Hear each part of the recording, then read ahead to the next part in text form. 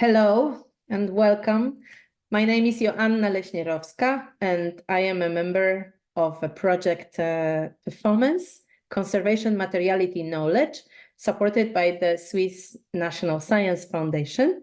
And this is two questions, a series of brief interviews with a variety of experts who work with, in, and on performance and conservation. I am very happy to host today. Lia Haraki is a Cypriot interdisciplinary performance artist and moving poet. Her work spans performance art, devised theater, choreography, song, spoken word, and a form she terms repetitive poetry. Lia works with the moving and sounding qualities of a human body and is occupied with issues related to identity, community, ecology, and value. Her artistic endeavors encompass a diverse array of formats, ranging from staged performances and site-specific works, and to intimate one-on-one experiences and sound installations, stand-up shows, many musical collaborations and performances in unconventional spaces, such as shops. She has developed several practices that she constantly shares locally and internationally in context of prestigious events like Impulse Dance Festival in Vienna and at the University of Nicosia. She developed them through the collaborative artistic research of the past 20 years, and they come in a form of workshops as well as coaching and mentoring methods for artists. Lia's performances has been presented in many European countries and festivals, such as Juli Dance in Amsterdam, Athens Festival, Tanec Praha, Euroscene Leipzig, and many others. And she has been also one of the artists who has represented Cyprus in the Venice Biennale of Visual Arts 2013. And there she performed her solo tune in the Cyprus and Lithuanian pavilion, curated by Raimundas Malasauskas. The pavilion has also received a special mention award. Her work were 2 times shortlisted at as one of the best within the European network Aerowaves, and her project, The Performance Shop Concept, has been listed as one of 25 best dance practices in what makes dance relevant by the European Dance House Network, and that was in 2016. Lia was also the initiator of Dance House Lemosos, and she still remains the head of its board. We are actually meeting now in the times when Lia reflects back her activities and the creative process of last 20 years, and she has initiated works on her book that is going to collect reflection of others on her work. Therefore, the questions of documenting and archiving, as well as transmitting practices and knowledge, are currently quite a big part of her work. Thank you, Lia, for finding time for us, and I can't wait to hear your responses to our 2 questions. And the questions are, can performance be conserved? If so, how? And if not, why not? And the second question is, what does it mean to conserve performance? Thank you. And thank you, Joanna, so much for inviting me to be a part of this such a wonderful project. We have it in Greek, conserva, and it comes from our colonizers, the British. So it is actually a British word, but we made it into Greek, conserva. And conserva means to can, like cans that we have beans in them.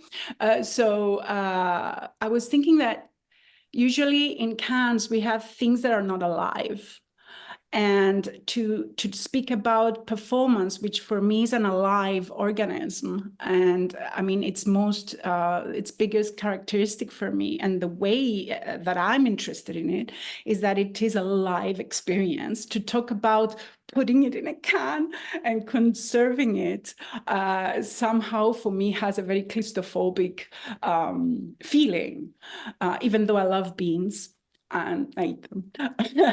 So what I mean by this is that I want to say something on this, which might sound a bit extreme.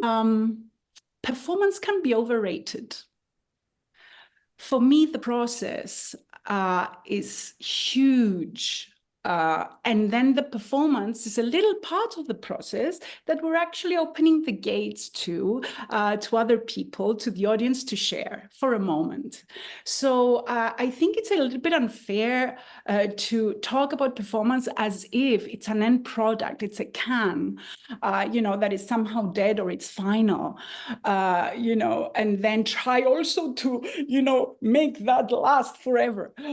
So for me, I would like to see the performance as a part of the process and talk more about how the process is not conserved, but is respected enough from us, the creators and the makers and the collaborators, to give it space to have its ripple effect and not to be in control of what this effect is. We cannot be in control. We cannot be in control of the impact of this ripple effect. And actually, one of the biggest, after 20 years of creation, one of the biggest gifts or ideas of success that I have, I know you said all these things in my biography, but for me, like, real success would be, my auntie who I haven't seen in ages to come back to me and you say, that night, what happened to me within performance? Oh my God, I felt so empowered. I went home and I did this shift in my life.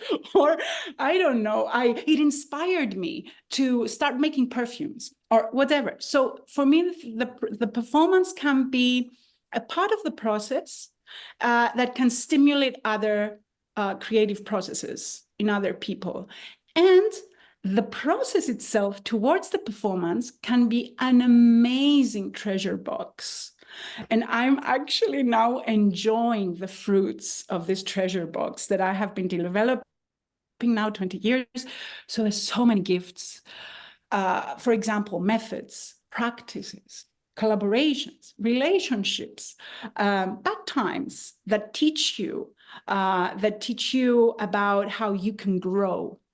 The difficult times, not just the beautiful times of the process where you had to come in contact with your fears, your doubts, your complexes, the ways that would, make you go through that hardcore because you have to go through it. Otherwise, it just keeps coming up, right? And you create the same pieces. I think that the pieces, if we're talking about performances that have the biggest impact in other sources, in other vessels, in other people, other audience members, are the ones that during the process, we ourselves as creators grew our limits to what creation was. And we didn't just follow the recipes that we had so far. I don't believe that anything that happened in a specific moment can repeat itself or be conserved exactly as it was, for the simple reason that there needs to be a source for it,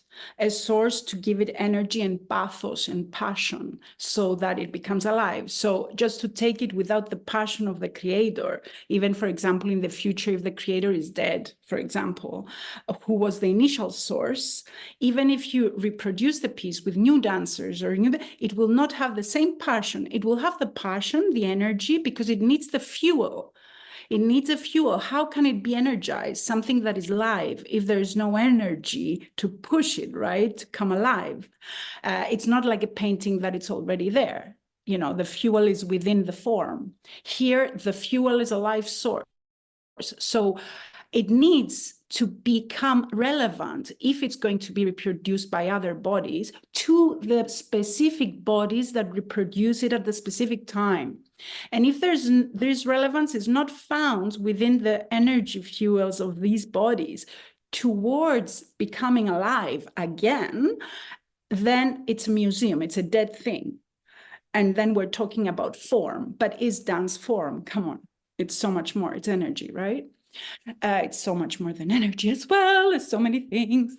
So this is one thought. So the reproduction of it needs to have relevance in the fuels, in the dancers, in the makers that reproduce it. But again, back to the process of making performances, of course, it prolongs through the practices, through the methods. Throughout the years, I was like a junkie for this because each person, each individual has their own characteristics. I'm an empath.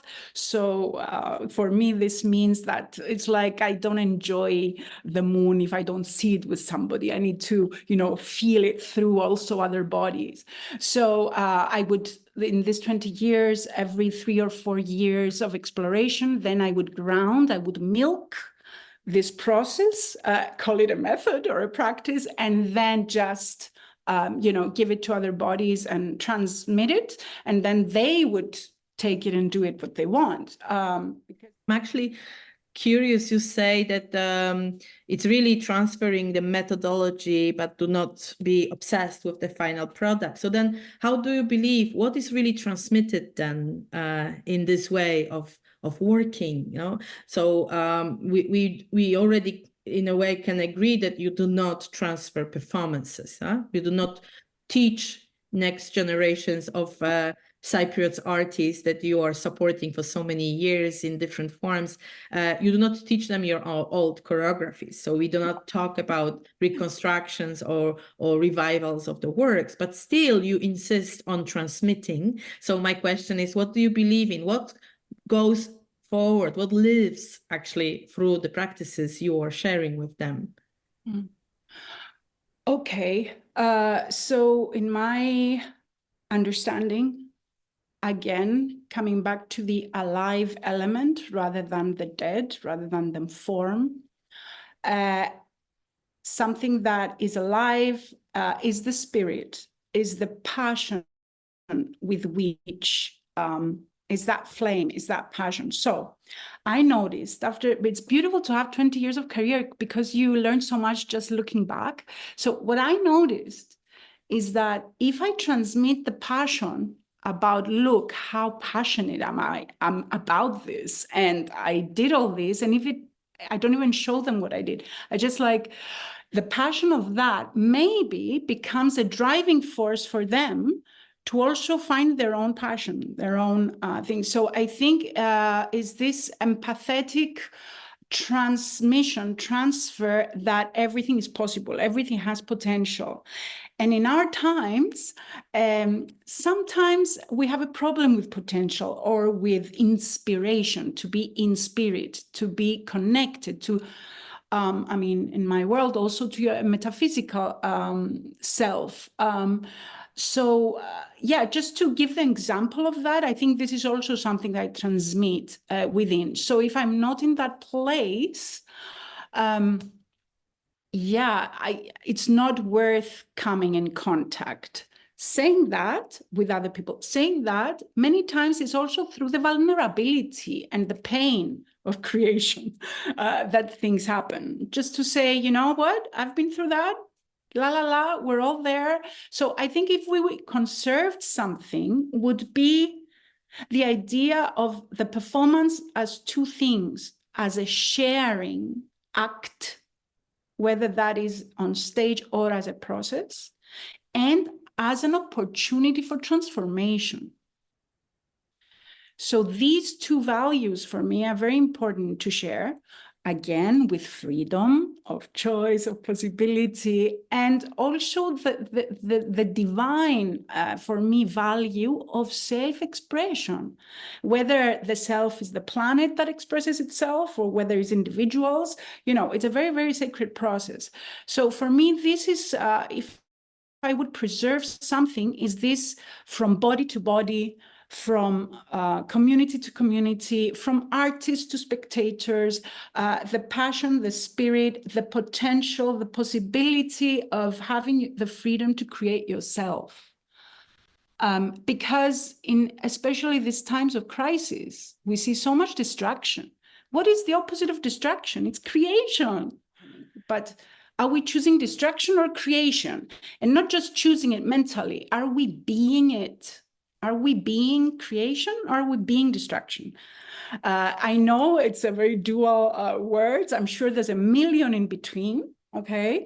Nevertheless, in extreme times, you need to take also extreme, somehow hope in things. So yeah, it's what I would preserve is the potential of creation, and that everybody's a creator, so everybody can read. So as artists, throughout performances, whether they happened in the past or whether they became processes and the processes are even more alive and more, they transform into other forms or whatever, we are little examples of, look, we stepped out of the system and we kind of, gained a right to create. So just like look at this example and you can do it too.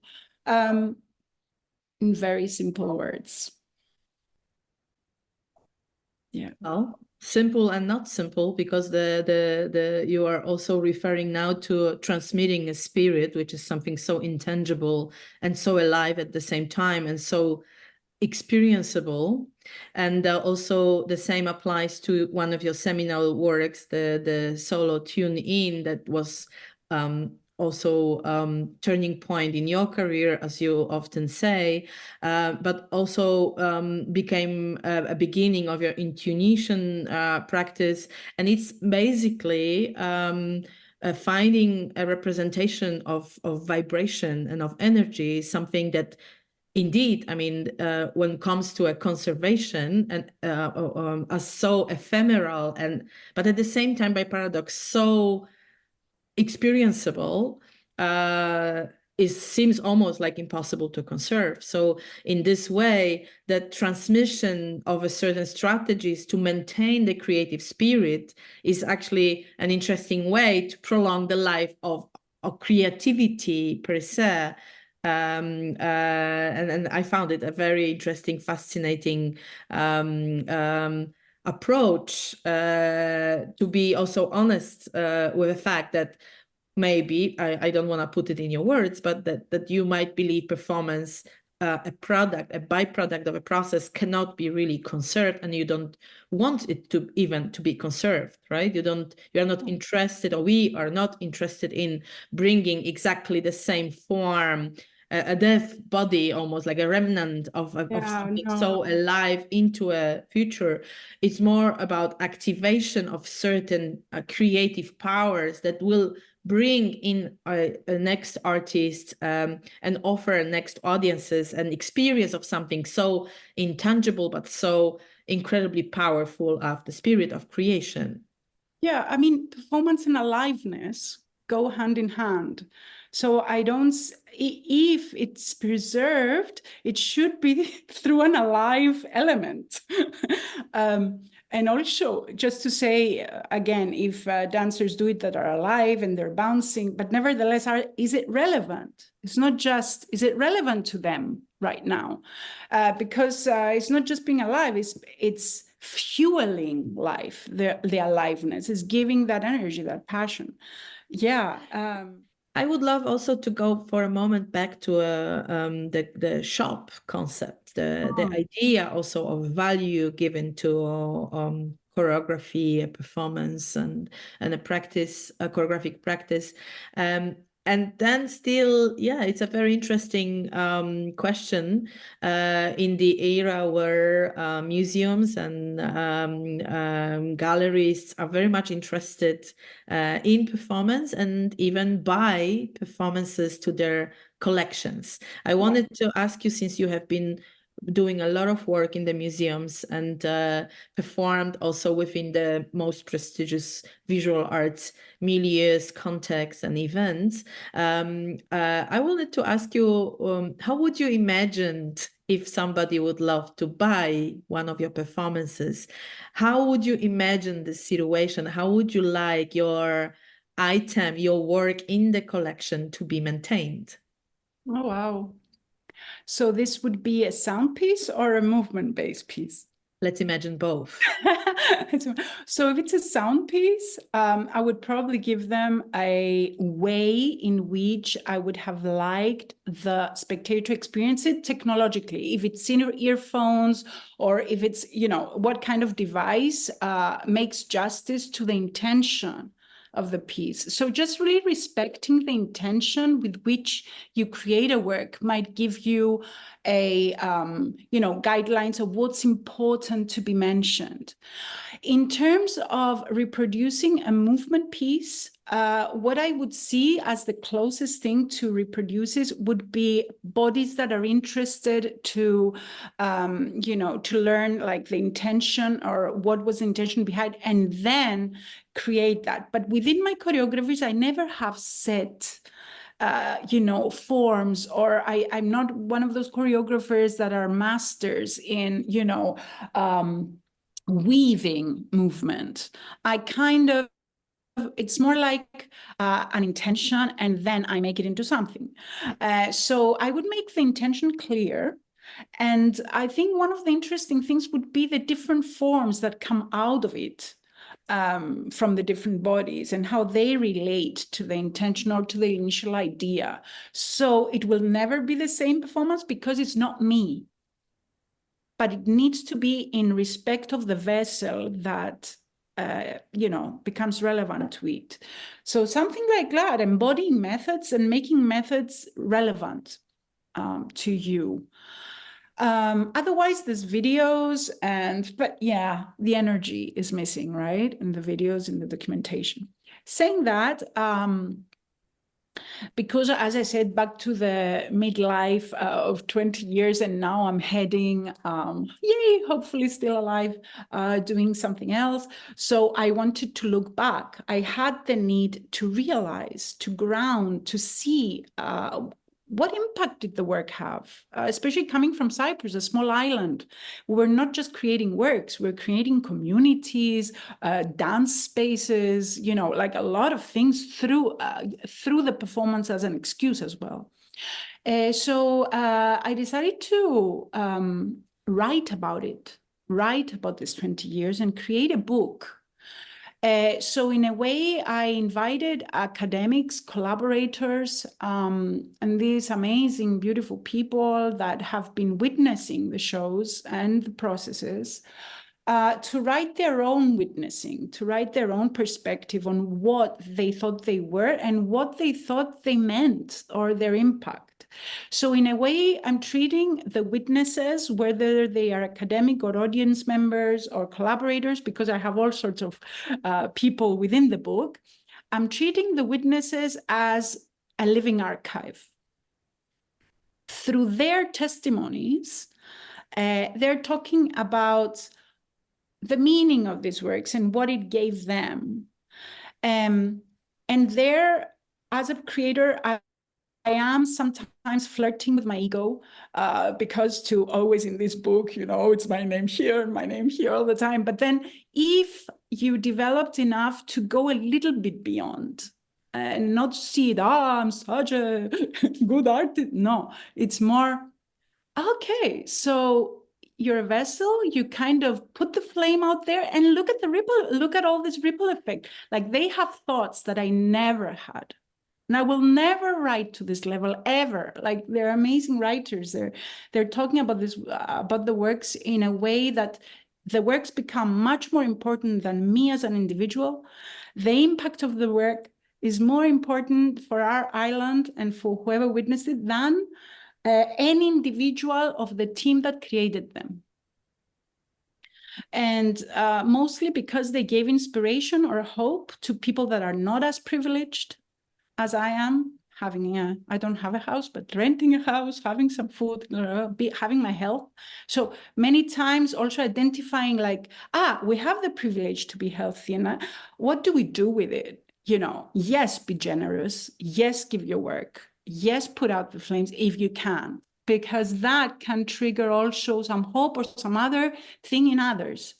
To create, and not only to the unprivileged, to the rich and to the extra privileged. Maybe their works come to criticize them or to challenge them or to make them wonder, shit, am I being too selfish? So I think that's what contemporary art does as well. Yeah. Would you then for hours? Would you then agree? I don't know. Listening to you, I have this feeling that if we feel that performance cannot be preserved, to all the reasons we have been actually already bringing in, or conserved, would you say that what is possible to be preserved or in a form of documentation or different kind of remnants is actually its impact? And what is being remembered lives. So actually, if we agree to this, it's almost like a way how we can become immortal, speaking about egos, but in a way, what can become immortal and travel through different generations is actually special conditions we create through our work to generate impact, to make the dance relevant, not only as a pleaser, as a product for particular audience, but more as a transmission of certain values, ideas, and also an emanation of a transformative powers art does have, as much as bombastic at the moment it may seem when I listen to you, and also knowing how much you are engaged in supporting younger generation of artists, and even through looking back at your own practice, as you just said, thinking about how we can get beyond our individual practices into something bigger and more, being either a vessel or a channel that is channeling through energy, spirits, creativity, and values, or like generator of actions. This is actually a very interesting approach towards performance preservation and prolonging its life, you know, and then understanding performance as a process, ongoing process, like life is also a subject of an endless change and transformation. Then the transmission of it is actually maintaining the change going. It would be actually insisting on enhancing change as a power, transformative power, rather than keeping and sticking to a Oh my God, totally. Oh my God, totally. Otherwise, we wouldn't be doing this form. We would be doing something much more concrete in form. But performance has this amazing characteristic that it's alive. Also, listening to you speaking, really going back to basics, like we're here, these animals on Earth. We're actually contributing to the continuation of our civilization, where we're, through our little medium called performance, we are contributing to that energy. Yeah, just go beyond, keep on living, keep on living, keep on living. So it's really coming back to us. And also, I mean, as the philosopher Heraclitus said, the only thing that we can be sure about is change itself. So we do trust that, I mean, anyway, it's changing. I'm the great-great-grandmother of somebody from the future that they're not going to even remember me. And look, I even attempted doing a book. They will open the book. They were like, look what they were doing back then, you know? And maybe it's not even relevant to them. And maybe there's a fire in, I don't know. But I mean, like, anyway, it's changing. So what I wish for is that great future human just to hopefully keep on creating, so that, and being open to vulnerability and to all the turbulences that come with creation, because through also these difficult moments, maybe we can reach some kind of honesty in order to keep on creating. Because the other side is death. And I mean, death is great if we transform into spirit, but in these earthly matters right now, yes, death can be very painful when it comes in violent forms. So yeah, in a very basic thing, we should keep performance going, but not necessarily with the idea of keeping it dead and reproducing it, but keeping it going with its main value, which is transformation, inspiration, freedom, expression, transmission, intuition, impulse, ripple. All these values are super important. When I listen now, also, I'm actually thinking how we could reformulate our two questions, or at least the second one almost asks, or at least makes me think about reformulating it. And I would think whether it's much more relevant to ask not what does it mean to preserve performance, but what is the meaning of questioning whether performance can be preserved and how? What is the value of reflecting on this matter? Because probably the conviction that performance cannot be preserved is shared by many people. So we might argue that, and we might belong to those people that believe, no, we cannot preserve performance, or at least we need to look for different words for the whole core or set of strategies and practices that we engage ourselves in, to make sure that performance as a creativity, as a practice, is lasting.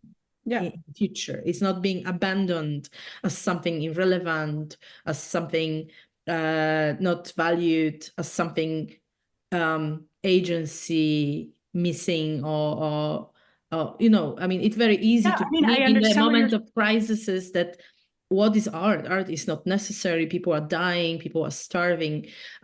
We are actually, I think I am believing very strongly, and knowing from your practice, you do believe in the value of creating, and also in the value of creative processes in the moment of crises. And also we do believe choreography has knowledge, has generated over generation and transmitted over generation a certain set of values and practices, knowledge that is supportive also in the moment of crisis, or maybe especially relevant in the moment of crises.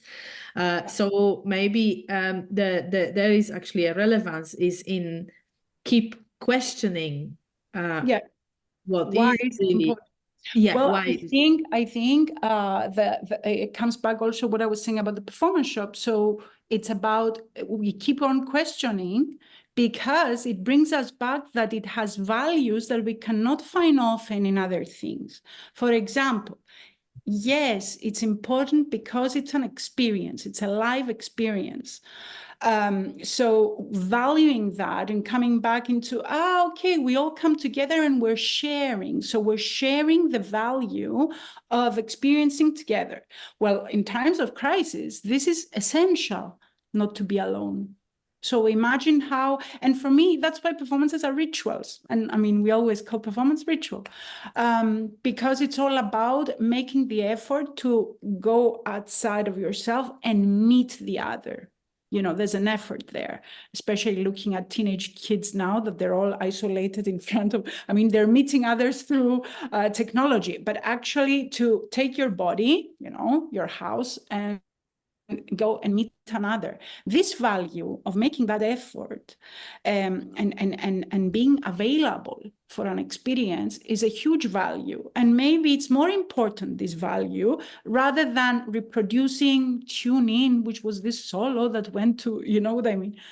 And not just that, many other values. I've seen people really transform. I've seen people live their works from, I've seen people many times, like after having experiences, but not just through performance, through the processes, through the practices, through coming in groups and hearing other people's stories, that gave up their slaving because they were slaving. They were in jobs that they didn't enjoy. And then they saw, oh, no, she's doing it, she's brave. And we're all like, yeah, if it doesn't work, you can go back, or you can. So it's encouraging. It's groups that are empowering also other individuals. So then you see them and they're like, they're breaking, they're free. They're like, oh yeah, I remembered I can play as an adult. I don't have to be on a chair. I can play. So performance also as an opportunity to play. Another word would be to alchemize, to mix up, to weave all the elements of life, and then you play. you know.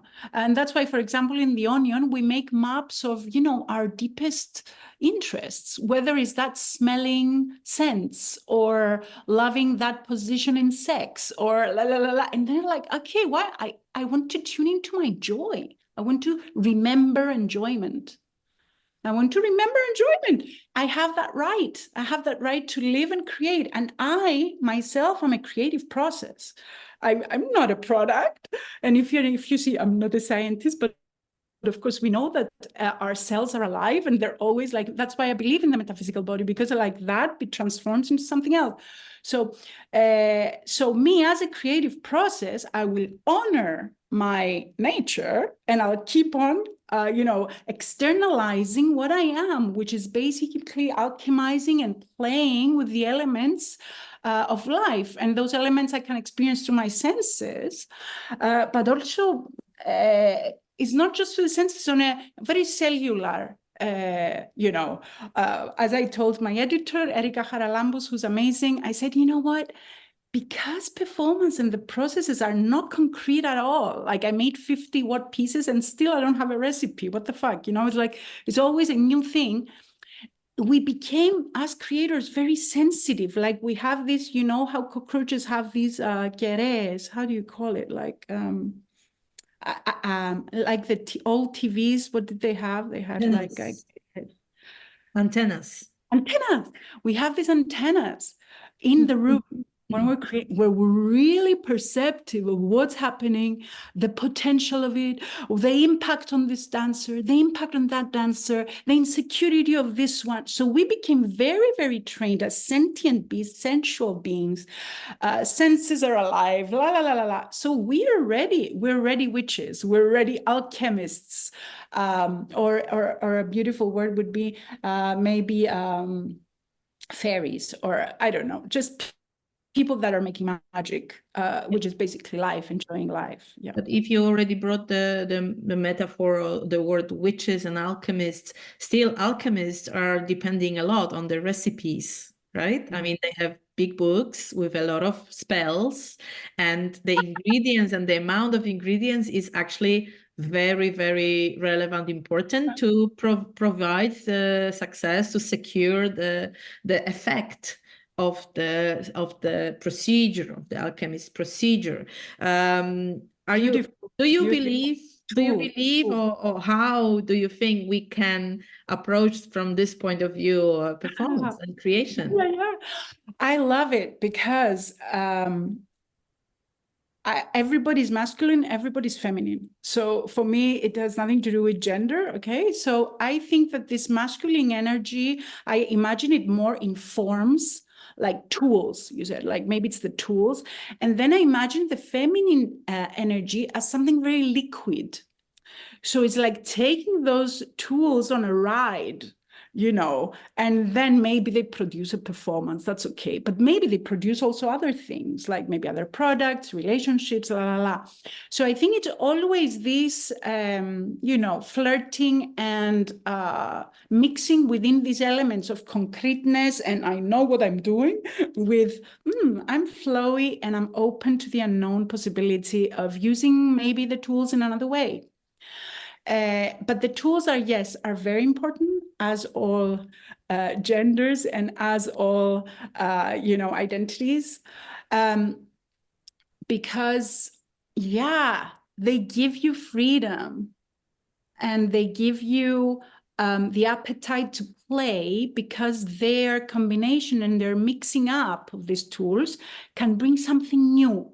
It's like, it's the vessel, it's the tools, and the mixture, the trivi of it creates a third element, whether that it's a performance or so. In order for the vessel to want to play with the tools, they need to have this unknown element that, by mixing and playing and alchemizing, if there's such a word, I don't know what's going to come. It's the element of surprise as well. And also the risk that all us makers are junkies for. That's why we're doing it. We're leading, first of all, a very risky life, especially like freelancers like me. Like there's no safety, there's nothing. But we're junkies to these unknown elements. We want to live our lives with this excitement, and it does come with a cost to us, to our families. But yeah, at the same time, we're very lucky because we discovered this play. So, but what would you formulate this recipe, this secret formula then to your students? You mean like how to play with the tools? Yeah, like alchemy, you know, alchemy of it. If we speak in this and we were supposed to make a magic book, how would, well, I mean, I by tried paradox, we cannot really measure these elements exactly the same according to every next person. No, but one of the biggest things that I try as much as not to teach, but to remind people that because everybody knows, is this never out of date value, which is listening. Because as we are entities that are changing all the time, we need to have our antennas open. And first of all, to be listening to the changes and to ourselves. So yeah, we can have many lists of the tools. I mean, that's what we do in The Onion. We map all the tools, la, la, la. But then in order for me to be relevant to which tools to use, I need to be listening to how I'm changing and what I need right now and what is relevant to me right now. Because maybe one tool is super trendy, for example, but if I do it and I'm not resonating with it at the point in my life, then it doesn't work. So first of all, you need to be listening to be on the same page with your evolution. Because there's always this battle between body and mind, right? So it's always to try to balance those bodies and do your, I don't know, I have different rituals to be listening, like meditation or my intuition practice, so that I'm like, okay, what is it today? Or what does my voice sound today? Where am I? Embracing that, trying not to judge it. Okay, I'm growing in this way, la, la, la. So what do I need today? How can I, and then if I know what I need, then how can I be useful? Or how can I, share that? Or why is that worth coming up for also for others? So yeah, listening is key. It's very interesting that you are bringing a notion of listening, especially now when your practice more and more is drifting towards working with voice and the repetitive poetry, the practice that you have been developing and also hopefully will soon share as the practice with others. How do you really get there to move to the voice? I mean, traditionally, especially dance performance, maybe less, but dance art has been considered a mute art form. You, from the very beginning of your careers, incorporate sound as words, as narratives, as voice work into your creative practices. How do you understand it, and how do you see the voice becoming so relevant for your career? Oh, us individuals, vessels, come with some charismas. And also one of the things in this life is to be able to identify them. And you identify a charisma of yours when it's easy to come out and there's a flow to it and there's no resistance from your other bodies, whether that's mental or emotional. So you're like, so I have this charisma. I can make up lyrics. I want to, as you noticed, I love talking. So I have this charisma of the words. And it's beautiful because I kind of, I'm very interested in it still. And also I consider it dance because my chords are dancing. And I really I actually use choreographic methods on my voice, which is beautiful because, choreography or dance it doesn't seem it looks like that, right? So it's a method you can apply to different things. That's why I say I change, like, for example, different kinds of labels. So lately I call myself a moving poet. I love that because the choreography comes in because of the chords and because of the methods of, it's basically intonation, but with words. Also, I find it a very sacred act to open your mouth and voice things. It's very sacred. It's like freedom. It's like, I am here, I am stating I'm alive, and I'm not just visible through the eyes, but also through the ears, also through the energy. So it's even better to have both because you have more access to the gates of the other vessels. So you can communicate also in other ways. So this is how I see it's relevant. Also, music has something very humble in it, because it's not just about how you look.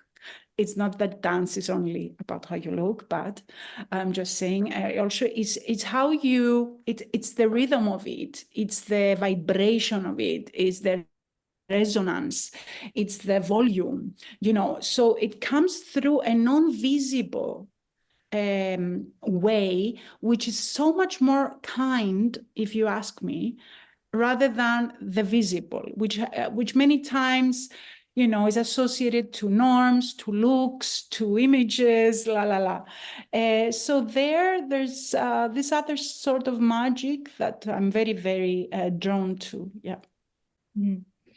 I actually listening to you, it makes me think also about the power of an oral history, and also the political dimension of pushing and putting your voice forward, especially being a female artist, being an artist already in a very particular moment of your career, and also coming from a peripheries, let's say it as, Cyprus, a small island, that you dedicated your practice, you dropped your career in London and in Athens to move back home and dedicate yourself and your artistry and creativity and powers to the local community. I found it extremely relevant also, and not surprising that you arrived to a realization of how powerful voice can be also, and voicing ideas. And then also at the same time, it always makes me extremely sensitive to listen about the the memories of dances audiences experienced, and not even to read their testimonies, but to hear them, because the way how they voice their memories is also charged so much with all the intangible and ungraspable elements of the experience of dance, that seems like oral histories and oral testimonies and archiving dance and maybe preserving creativity, documenting its impact through the oral testimonies may seem like one of the most interesting and fulfilling also ways of documenting this multiple layer sensory experience being at the dance performance is. Absolutely. Oral documentation. Yeah. So maybe after your book, you actually ask everybody to read the articles, testimonies aloud, and created a kind of another layer of documenting your own career, but also the impact your work had on the local community development. Well, as you said this, we did something very similar. We, because of the book, I opened it up and I said, please, we called it a night. We called the bodies we swore, because it rhymed with the bodies we wore, that it was on our anniversary back 10 years back. So I invited audiences and they came. And me and some of my oldest collaborators, which is Ariana Markoulidis and Alexis Vasiliou, we structured this evening where we prepared something for all 53 pieces. And then we said, we're going to open it to the audience and we're going to ask them, do you remember anything? And what do you remember? So we treated the audience as, a living archive. And we said, we will only mention whatever pieces they mention. Those are the pieces that we're going to talk about tonight. And so it was amazing how their memories of these 20 years brought actually the pieces rather than us imposing on them, what we wanted to remember. So yeah, there's a very big power about voicing your memory or how you remember performance. Yeah, because you're not just voicing information, you're voicing the impact because you remember the thing that amazed you. So it tells a lot about you. Yeah, I totally agree. It's actually a very beautiful idea. I wish I could be at this evening. And it also makes me think a lot about, archiving and generally history is also such a problematic process because actually what stays in history is always also a choice, especially when it's in a form of a map or in a form of a written paper. And of course, the historians are politicians. I think we can agree to it. So to really give the power to audiences to choose relevance by what they remember is extremely interesting idea, and maybe frees us a little bit from the political burden of choice. Exactly. Beautiful. Yeah. I know, Lia, that you are also performing still Tune In, right? The practice continues. So just to wrap it up, our beautiful talk, I wanted to actually question how it is to revisit this material or maintain this process, keeping it alive. And what do you notice? Do you notice changes? Very good example. So for those for sure didn't see the work, I'm basically standing on the spot. I'm just doing, the intention is to go right and left, but then you can be you're loyal to this task, but at the same time, you're really allowing the movement to evolve in any kind of form it wants, as long as it's repetitive. So that's the tune in solo.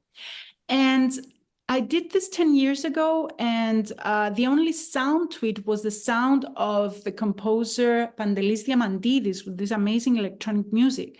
But in the beginning, I attached a microphone to my heart so that I can tune into that pulse. And I could hear my heart in the theater, which was kind of scary moment because you're like, oh my God, is it beating?